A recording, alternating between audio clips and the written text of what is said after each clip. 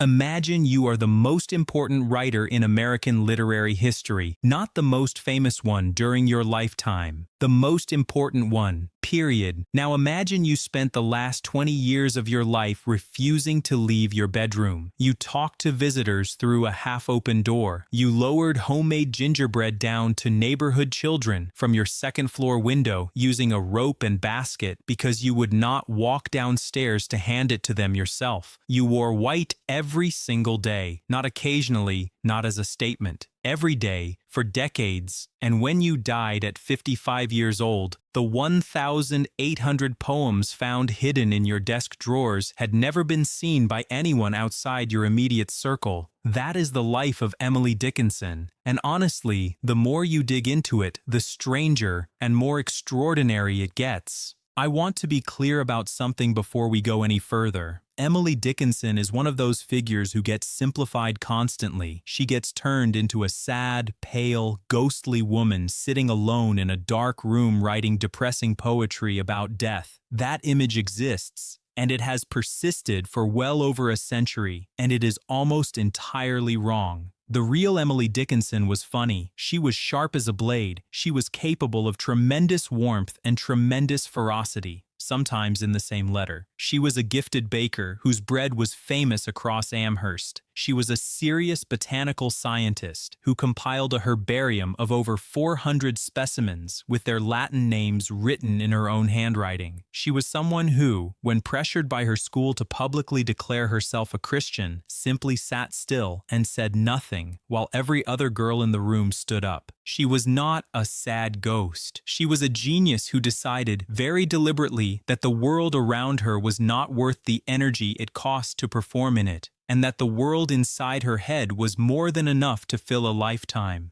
Let's go back to the beginning. Amherst, Massachusetts, 1830. Emily Elizabeth Dickinson is born on December 10th into a family that is, by the standards of that place and time, genuinely prominent. Her father, Edward Dickinson, is a lawyer and politician who will eventually serve in the United States Congress. He is a serious man, cold in the way that serious men of that era often were, someone who believed deeply in education and hard work, and probably very little else that could be called soft. Her mother, also named Emily, is a woman who struggles with illness and depression throughout her life and who is, by most accounts including her own daughters, emotionally unavailable in the ways that matter most to a child. Emily would later write, in a letter, that she never truly had a mother, meaning not someone who was absent, but someone who could not offer the specific comfort that the word mother implies. You go to your mother when you are scared or hurt. Emily did not have that. What she did have was a brother named Austin, a sister named Lavinia, a father who wanted his children educated even when that was unusual for girls in 1840s New England, and a house called the homestead that would eventually become, essentially, her entire universe.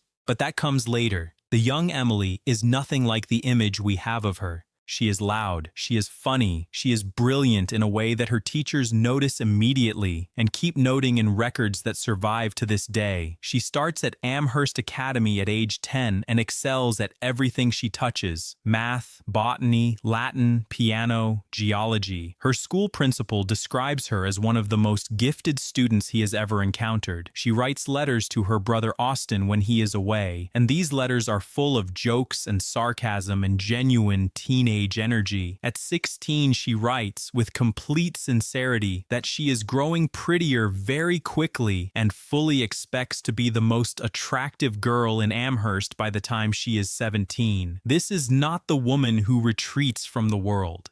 This is a girl who is entirely comfortable in it. So what happens? The first thing that happens is death. And not death in the abstract, philosophical way that would eventually define her poetry. Death in the immediate, brutal way that visits a 14-year-old who is not prepared for it. Within a short period, Emily loses multiple people close to her. The one that seems to hit hardest is Sophia Holland, her cousin and closest childhood friend, who contracts typhus fever and dies. Emily wants to be at her bedside. The doctors will not allow it. She sneaks in anyway and has to be physically removed from the room. After Sophia dies, Emily falls into a depression so deep that her family grows genuinely frightened and sends her to Boston to stay with relatives for a change of environment. She recovers, physically at least. She comes home, she goes back to school, she bakes and gardens and writes letters, and seems, by outward appearances, mostly fine. But something has shifted. The awareness of mortality that she develops at 14 never leaves her. It moves into the background of her consciousness and stays there permanently, pressing against everything she thinks and feels, and eventually everything she writes. Death becomes not a topic she avoids, but a subject she needs to understand. Needs to understand the way a scientist needs to understand a force of nature.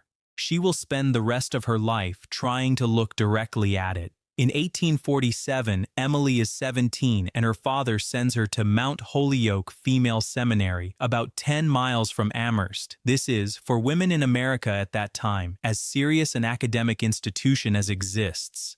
They teach chemistry, mathematics, astronomy, history, rhetoric.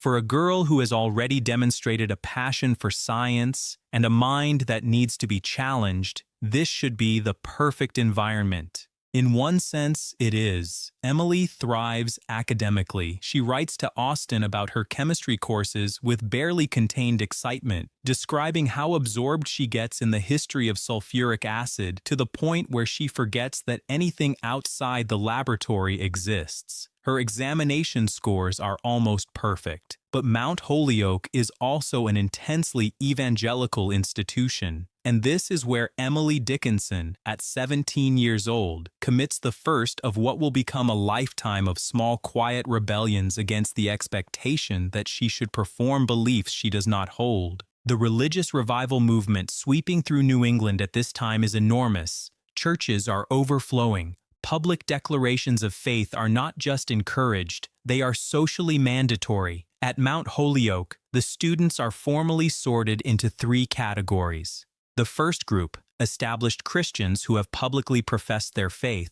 The second group, those who hope to become Christians, who are on the path, who are at least reaching toward conversion.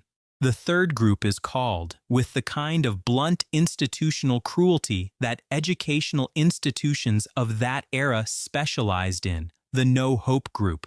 The ones who have neither professed faith nor expressed a desire to. When the school's principal asks all students who consider themselves Christians to stand, every single girl in the room stands up. Every single one except Emily Dickinson, who remains seated, completely still, and later explains her reasoning with a precision that makes her sound not 17 but 40. She says, more or less, that she thought it would be stranger to tell a lie than to sit still and be thought strange. This moment has been written about extensively, and rightly so. But what I find most interesting about it is not the courage it represents, though that is real. It takes genuine nerve to be the only person in a room who does not comply with a social expectation. What interests me is the reasoning. She is not making a statement. She is not performing rebellion. She is simply declining to perform something false and doing it quietly and accepting the consequences without apparent distress. This is Emily Dickinson's mode of existence in miniature. She will spend her whole life doing exactly this, declining to perform what does not feel true to her, even when the performance would be easier, even when the cost of not performing is social isolation or misunderstanding or being called strange by people who have not thought about it as carefully as she has. She leaves Mount Holyoke after a single year. The exact reasons are still debated. Some accounts suggest homesickness. Others point to a persistent cough that worried her family. Others suggest the relentless religious pressure was genuinely damaging her mental health. Probably all 3 are somewhat true. She comes home to Amherst and she never goes back to formal education, and within a few years she begins the slow process of removing herself from public social life entirely. She is not unhappy doing this.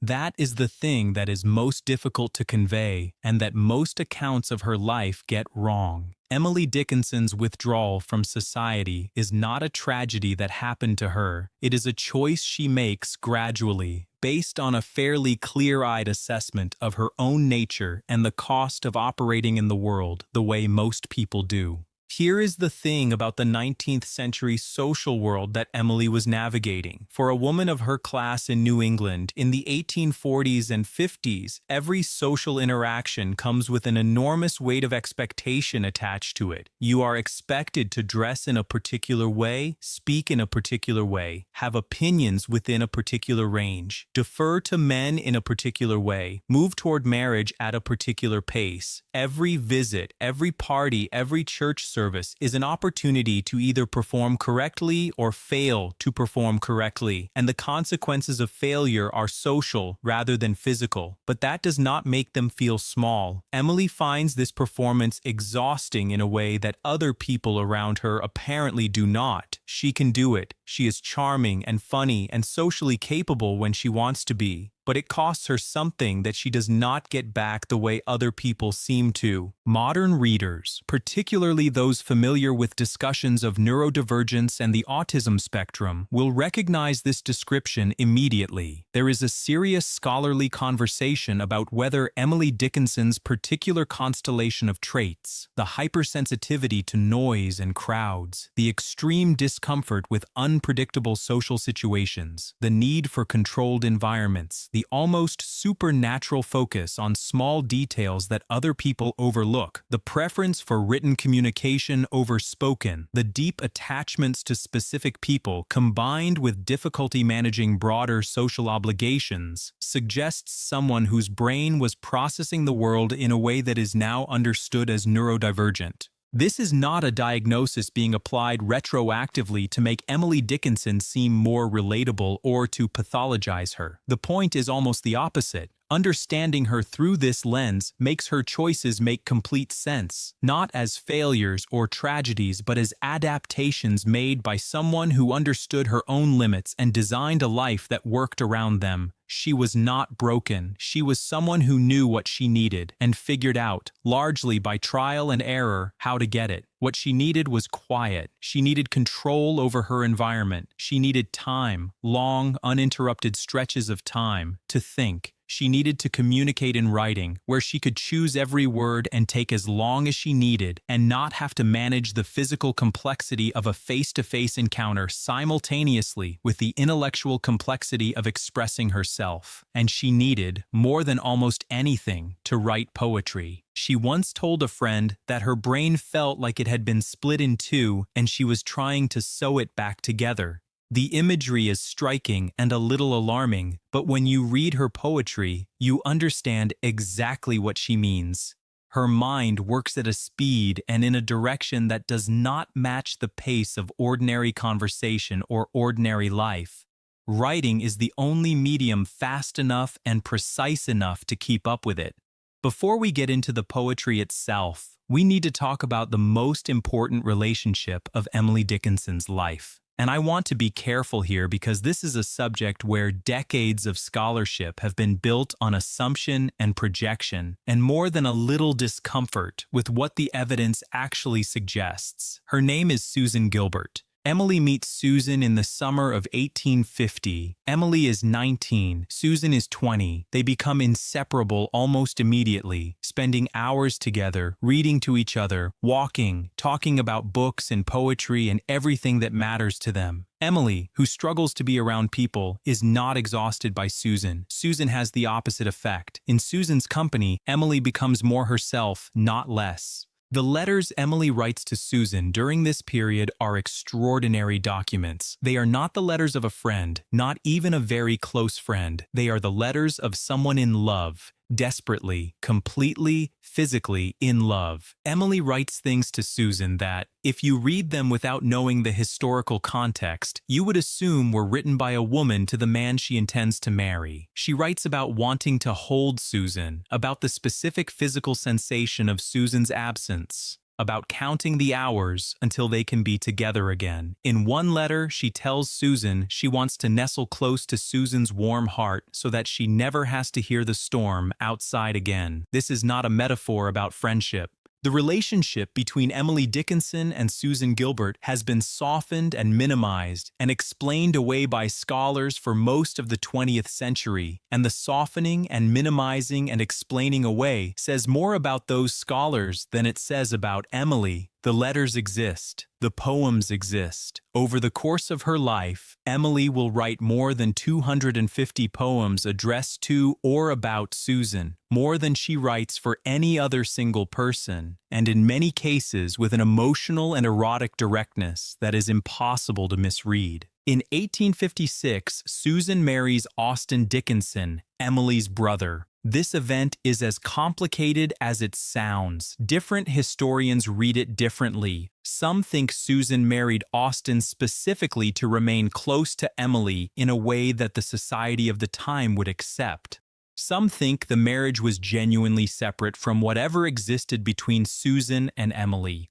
What we know is that after the marriage, Austen and Susan move into a house called the Evergreens that is directly next door to the homestead. There is literally a lawn between the two houses. Emily can see Susan's windows from her own. And yet something changes. The marriage puts Susan into a social category, Emily's sister-in-law, that makes the full intensity of what Emily feels for her more complicated to express, more visible, more dangerous. Emily begins writing more intensely and withdrawing more completely at almost exactly the moment Susan becomes permanently, legally present next door, and yet simultaneously more distant in the ways that actually matter. The years that follow produce the most extraordinary sustained burst of poetic creativity in American literary history. Between 1858 and 1865, Emily Dickinson writes the overwhelming majority of her 1,800 poems. She is writing sometimes multiple poems in a single day. She is writing on whatever surface is available: the backs of envelopes, the insides of chocolate wrappers, the edges of grocery lists, scraps of paper torn from whatever happens to be nearby. She sews these scraps into small handmade booklets using a needle and thread.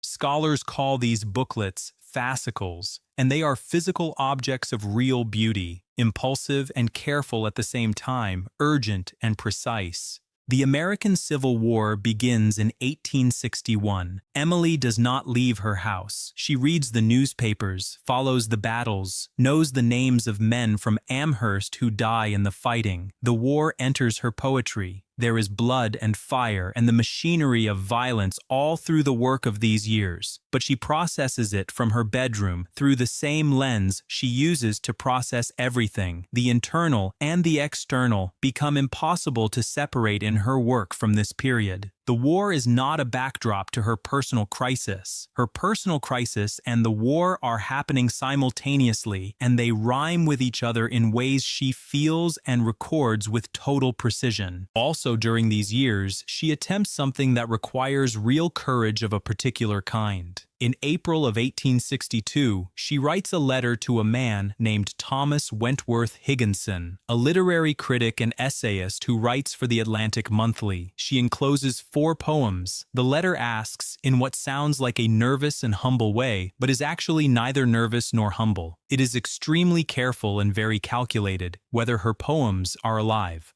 Higginson reads the poems and is unsettled by them in a way that he cannot quite articulate. He has never encountered anything that looks like what he is looking at. The punctuation is wrong. The grammar bends rules that seem unbendable. There are dashes everywhere, used not as interruptions, but as a kind of breathing mechanism, as pauses that are not quite silence. The rhymes almost work, but do not quite. She rhymes pain with thorn, one with heaven, words that share a sound but not a sound, creating a feeling of something unresolved that never quite goes away. He writes back. He encourages her but also warns her against publishing, suggesting that her work is perhaps too unusual for contemporary audiences. Emily accepts this assessment with apparent equanimity and never again makes any serious effort to publish her poems in her lifetime. She continues to write them. She continues to refine them. She continues to sew them into fascicles and store them in drawers. And she continues corresponding with Higginson for the next 2 decades. Hundreds of letters, an entire literary friendship conducted entirely through the mail.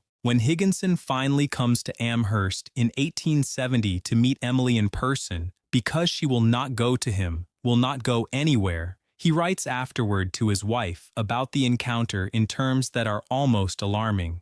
He says she is the most exhausting person he has ever been with, that talking to her for an hour uses twice the energy of anything else he does, and that he is relieved not to have to live near her. He means all of this as a kind of compliment. He is describing someone whose presence is so dense and electrically charged that it overwhelms even people who admire her deeply. Meanwhile, the mystery of the master letters. After Emily dies, among the papers found in her desk are 3 draft letters, not fair copies, but drafts, which means she worked on them and reworked them, but never sent them. They are addressed to someone she calls only master. They are among the most emotionally raw things she ever wrote. They describe a state of need and longing and pain that is not philosophical or abstract. It is specific and embodied and urgent. She writes about wanting to see him more than anything else in the world. She writes about suffering. She writes in the voice of someone who is not expressing a general feeling about human longing, but addressing a specific, identifiable person who has specific power over her. Who is the master? Nobody knows. Scholars have argued for over a century. The leading candidates are Reverend Charles Wadsworth, a married minister she met in Philadelphia who later moved to San Francisco, which caused Emily a period of what looked like significant emotional crisis. Samuel Bowles, the editor of the Springfield Republican, who was a close family friend and one of the few people whose opinion Emily genuinely sought. And Susan Gilbert, who some scholars believe is the person behind the intentionally obscured masculine address, a way of writing about a love that Emily could not write about directly without encoding it. The third possibility seems to me the most emotionally coherent with the rest of the evidence. But I am not a scholar, and the letters are in the archive, and anyone who wants to argue about it has been arguing about it for 140 years and will presumably continue. The 1870s arrive, and with them a series of losses that come so fast and so hard that they read in Emily's letters from this period like a kind of sustained battering. Her father Edward dies of a stroke in 1874 while away in Boston. Emily does not see the body. She watches through a crack in her door as it is carried into the front hall of the house, and she stays behind that door. She writes afterward about her father's immense stubbornness and the way that stubbornness looked from the inside of his family like a kind of love, even when it was not particularly comfortable. Her mother has a severe stroke in 1875 and becomes bedridden. Emily, who wrote that she never truly had a mother, becomes her mother's primary caregiver for the years that remain. There is something in this that Emily's letters treat with a kind of muted tenderness. Not forgiveness exactly, not reconciliation, but something softer than either. Austen's marriage to Susan is, by this point, visibly falling apart. Austen has begun an affair with a woman named Mabel Loomis Todd, who has recently moved to Amherst with her husband and who has attached herself to the Dickinson social orbit with considerable determination. The affair is public enough that people in Amherst are talking about it openly. Emily is caught in the middle. She loves her brother, she loves Susan. She is watching the relationship that has defined the geography of her emotional life for 30 years crack apart under the weight of Austen's choices. She allows Mabel into the house to play piano. She never once comes downstairs to meet her face to face. Even in her own home, Emily manages her encounters with the outside world through controlled, partial openings. Her mother dies in 1882. Her beloved young nephew Gilbert, Susan, and Austen's son, who is 8 years old, dies of typhus fever in 1883. Emily's letter about Gilbert's death is almost impossible to read. She writes about grief having become so habitual that she has forgotten what it feels like to not be grieving. Her own health begins failing in 1884. She collapses in the kitchen in June of that year and is unconscious for an extended period. This happens several more times over the following months. The contemporary diagnosis she is given is nervous exhaustion. Modern physicians looking at her symptoms suggest she was having transient ischemic attacks, small strokes, interruptions in blood flow to the brain. She dies on May 15, 1886. She is 55 years old. Her death certificate lists Bright's disease, which is a kidney condition. Whether this was the whole truth, a simplification, or a polite cover for something the family preferred not to name publicly is, like so many things about Emily Dickinson, not definitively knowable. What happens next is one of the stranger stories in American literary history. Lavinia Dickinson, Emily's sister, who has lived with Emily in the homestead their entire adult lives, goes through Emily's belongings after the funeral. Emily had asked her to burn her letters. Lavinia does this, feeds hundreds of letters into a fire, but when she opens the box where Emily kept her poetry, she finds the fascicles, the handmade booklets, the sewed-together stacks of poems. She reads them, and she decides with complete certainty that she cannot burn them. Lavinia takes the poems first to Susan, who is the obvious choice. Susan has known Emily's work intimately for 40 years, has been Emily's primary first reader and sounding board, and understands both the poems and their creator better than anyone alive.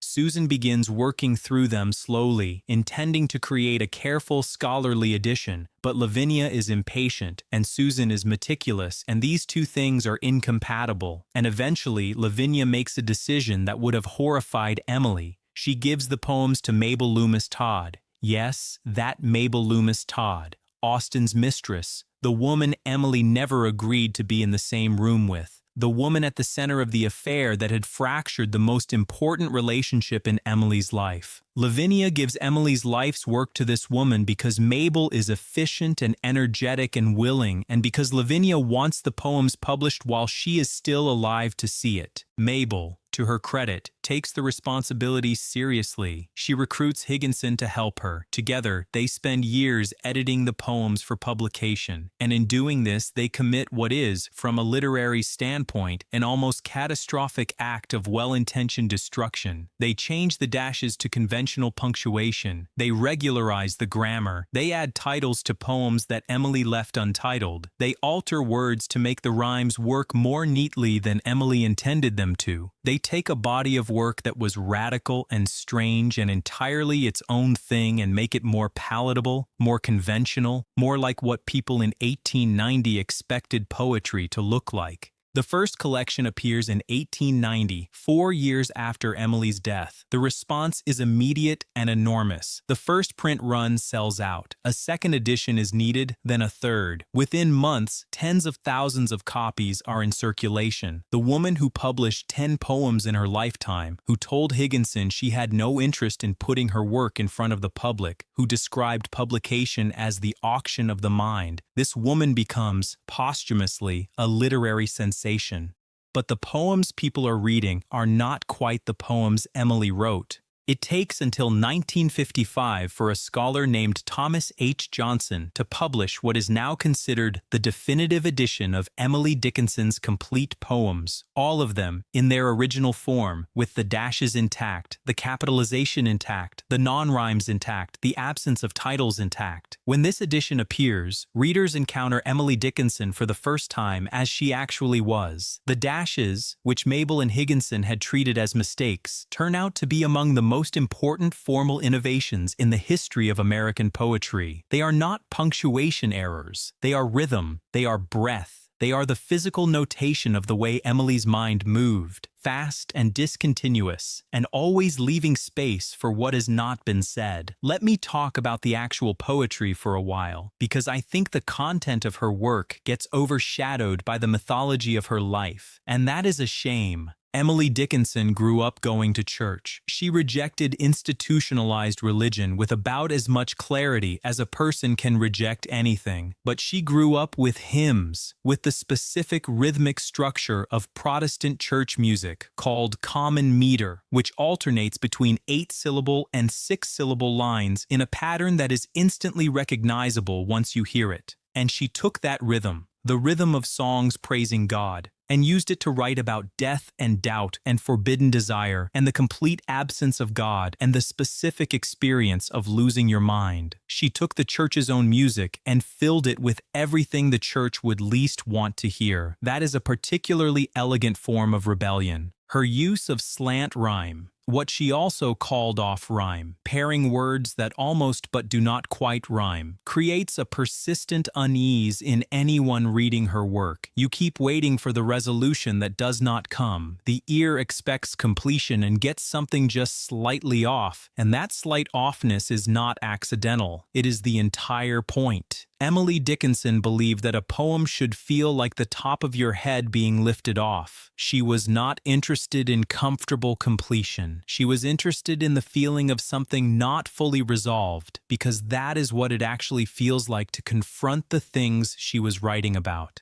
Her most famous poem begins, "Because I could not stop for death, he kindly stopped for me." Death in this poem is not a skeleton or a monster or a divine messenger. He is a polite gentleman caller who comes in a carriage on a quiet afternoon. He is courteous. He takes his time. He drives her slowly past a schoolyard where children are playing, past fields of grain, past the setting sun, until they arrive at a mound of earth that she slowly realizes is her own grave. The poem does not announce any of this. It lets you figure it out as you read, and then the final image sits there and does not explain itself, and you have to sit with it and decide what it means. Another poem, "I heard a fly buzz when I died." Emily is on her deathbed. The family has gathered. Everyone has finished crying. There is a profound and expectant silence, the kind of silence that precedes something enormous, and the room is waiting, really waiting, with a collective held breath, for the moment when God or light or transcendence arrives to make the death mean something. And into that silence comes a fly, a single, ordinary, blue-green fly, buzzing with complete indifference to the significance of the occasion, and then her eyes stop working and the poem ends. In 1861, in New England, in the height of an era when death was being treated as the gateway to divine glory, when the good death was supposed to be surrounded by family and prayer and the visible presence of the sacred, Emily Dickinson put a housefly in the room and let it be the last thing, not as nihilism, not as despair, as accuracy, as someone who actually looked at things and reported what she saw rather than what she was supposed to see.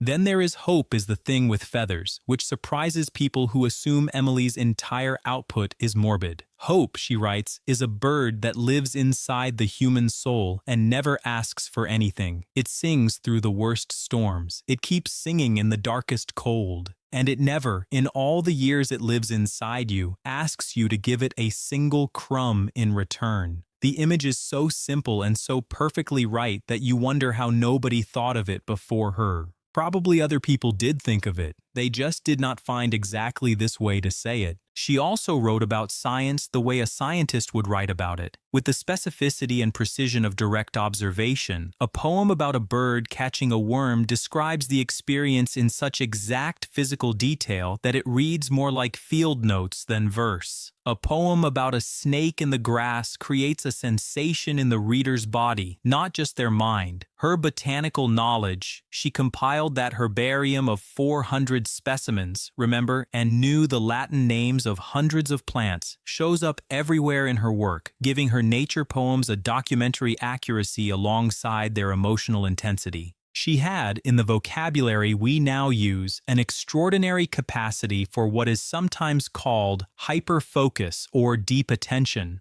The small things that other people look past, the angle of light at a particular time of afternoon, the specific sound a door makes, the behavior of a particular insect, these were not invisible to her the way they are invisible to most people. She saw them with an almost uncomfortable clarity, and she wrote about them with that same clarity, which is why her poems about apparently small subjects carry such unexpected weight. The herbarium she compiled as a teenager, a leather-bound album now held at Harvard, is one of the most beautiful objects associated with her that survives. 66 pages, more than 400 specimens. Her handwriting beside each one is careful and exact. The whole thing represents an enormous amount of patient, solitary, scientific work carried out by a 14-year-old girl who was already, quietly, beginning to understand what kind of person she was and what kind of world she needed to live in.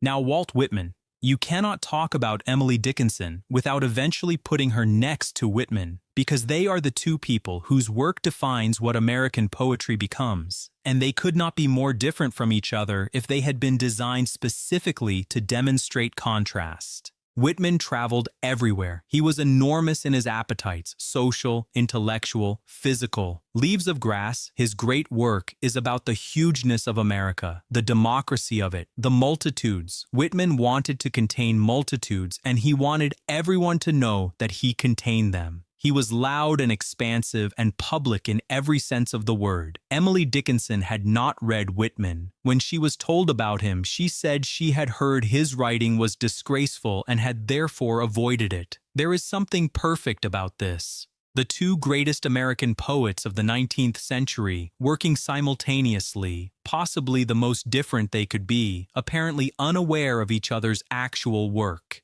Whitman mapped the exterior of America.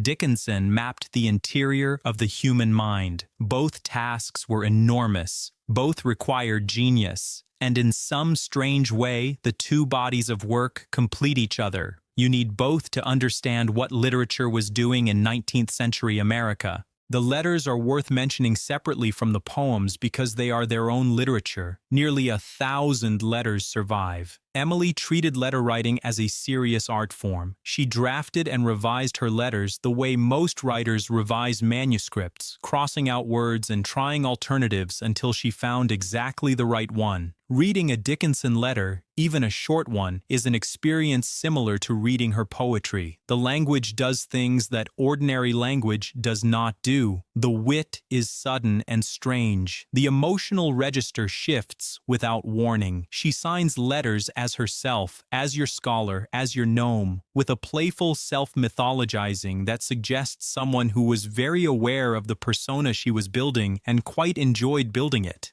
These letters demolish any notion of Emily Dickinson as a passive, withdrawn, sorrowful figure. In correspondence, she is active and aggressive and funny and precise. She gives opinions about books and people and ideas without apparent concern for whether those opinions will be well received. She argues. She teases. She says things that are genuinely startling in their directness.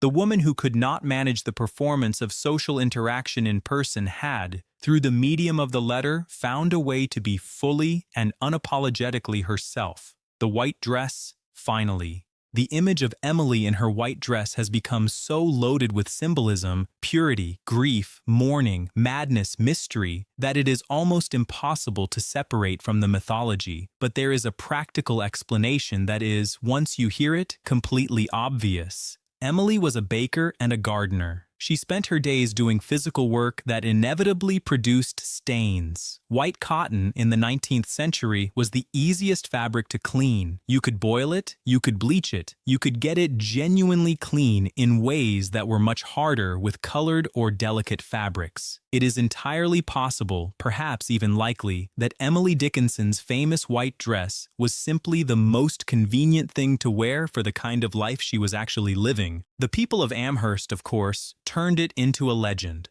They called her the myth. They told stories about her that blended fact and fantasy until the distinction became impossible to maintain. She was aware of this. She was, in some ways, complicit in it. She knew exactly how she appeared to the outside world, and she was not entirely opposed to appearing that way. The mystery was, at some level, a protection.